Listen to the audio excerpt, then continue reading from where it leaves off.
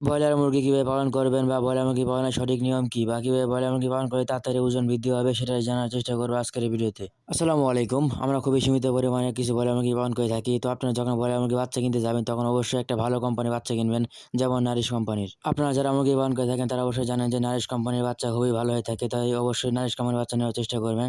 যদি না পারেন তাহলে কাজী কোম্পানির বাচ্চা নিতে পারেন। আর অবশ্যই খেয়াল করবেন যে বাচ্চা মুরগির তাপ যেন কখনো বেশি না হয়ে যায়, ব্রয়লার মুরগির বাচ্চা তাপ যেন কখনো বেশি না হয়ে যায় সেটা চেষ্টা করবেন।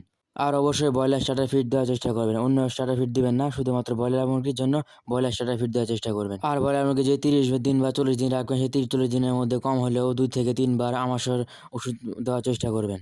আর ব্রয়লার মুরগি কোনো হাই পাওয়ার ওষুধ বা কোনো কঠিন বা কোনো অ্যান্টিডোট জাতীয় ওষুধ বা যেসব ওষুধের পাওয়ার বেশি সেই সকল ওষুধ খাওয়ার থেকে দূরে থাকবেন। সর্বোচ্চ নাপা অথবা হিস্টাচিন খাওয়াতে পারেন।